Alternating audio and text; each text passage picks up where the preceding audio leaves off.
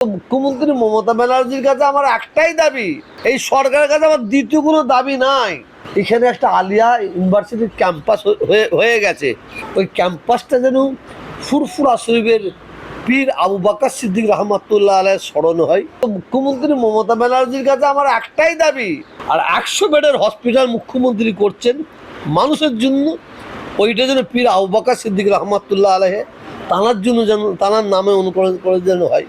মুখ্যমন্ত্রী মমতা ব্যানার্জির কাছে আমার একটাই দাবি, যেদিন ইন্তেকাল করেছিলেন বাংলা মাসের 3রা চৈত্র, উনি ওই দিন এসে ফুরফুরা শরীফে পীর আবু বকর সিদ্দিকের নামে 3রা চৈত্রের ছুটি ঘোষণা করবে, এটা আমরা আশা করছি।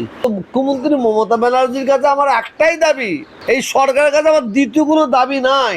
ওখানে শুধু হিন্দু ভাইয়েরা যায় না, মুসলমান ভাইয়েরা যায়, তো তাদের জন্য একটা মসজিদ কিভাবে করা যাবে। আজকে ফুরফুরা শরীফে যাবেন মুখ্যমন্ত্রী, অবশ্যই 2026-এর প্রিপারেশন আর কখনো শেষ না হওয়া দাবি নিয়ে সামনে মুসলিম ধর্মগুরুরা। নমস্কার বন্ধুরা, আমার নাম ধ্রুবজ্যোতি সরকার।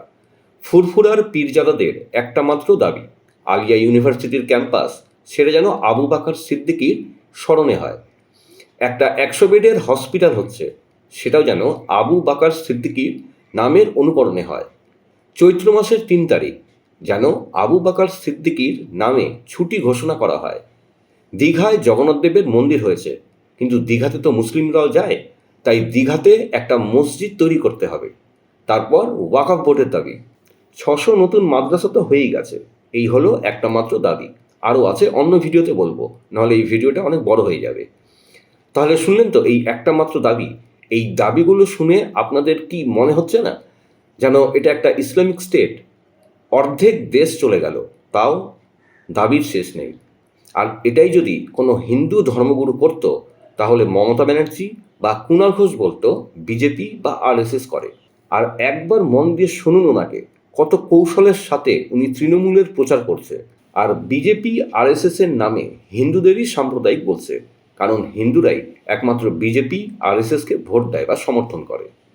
এই ফুরফুরা শরীফকে বড় মা কি বলে, আর ওই মতুয়াদের মতো করতে দেবো না।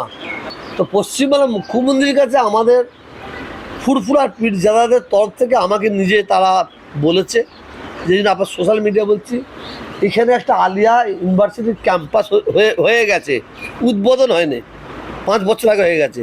এইটি তো আমাদের দুঃখ, হয়ে গেছে। ওই ক্যাম্পাসটা যেন ফুরফুরা শরীফের পীর আবু বকর সিদ্দিক রহমতুল্লাহ আলাইহির স্মরণ হয়। আর 100 বেডের হসপিটাল মুখ্যমন্ত্রী করছেন মানুষের জন্য, ওইটা যেন পীর আবু বকর সিদ্দিক রহমতুল্লাহ আলাইহি তানার জন্য যেন তানার নামে অনুকরণ করে যেন হয়। সেই আবু বকর সিদ্দিক রহমতুল্লাহ আলাইহি যেদিন ইন্তেকাল করেছিলেন বাংলা মাসের 3রা চৈত্র, উনি সেই দিন আসছে, খুব একটা ভালো দিনে তিনি আসছেন। আমি আশা করব এবং আমরা সবাই আশা করব উনি ওই দিন এসে ফুরফুরা শরীফে পীর আবু বকর সিদ্দিকের নামে 3রা চৈত্রের ছুটি ঘোষণা করবে, এটা আমরা আশা করছি।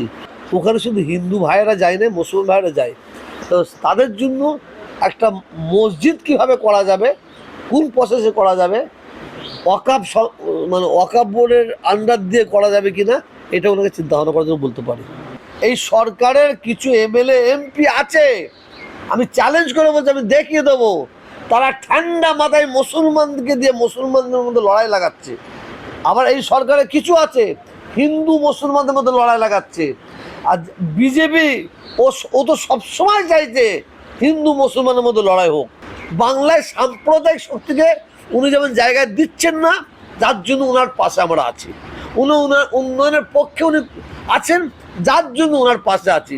বহুত মুসলিম তারা জান প্রাণ দিয়ে তারা এই দলকে ক্ষমতায় নিয়ে এসেছে, এই দলকে ক্ষমতায় নিয়ে এসেছে। আর কিছু সাম্প্রদায়িকমূলক এমএলএ এমপি তারা বসে ওইগুলোকে সব কাটিং করে বের করে দিয়েছে, সব কাটিং করে বের করে দিয়েছে, কারণ খাবার জন্য। যোগ্য হিন্দু তাকে পদ দেওয়া হোক, যোগ্য মুসলমান তাকে পদ দেওয়া হোক।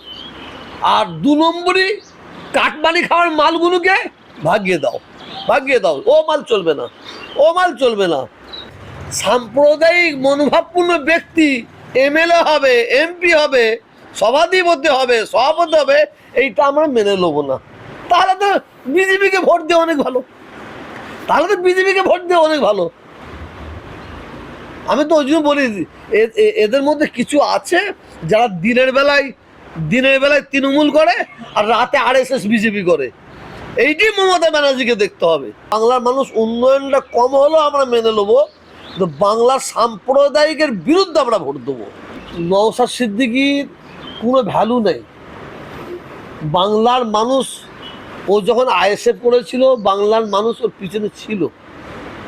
তো নওশাদ সিদ্দিকী ওর কাছ থেকে মানুষ আস্তে আস্তে সরে আসছে, এটা মানুষ জানে। প্রথম মনে করেছিলাম নওশাদ সিদ্দিকী ও TMC-তে যোগ দেবে, মনে করেছিলাম। কিন্তু আমার এখন যেটা ধারণা হচ্ছে ও TMC-তে যোগ না দিয়ে মমতা ব্যানার্জির কাছে 2-4টে সিট উনি আদায় করবে।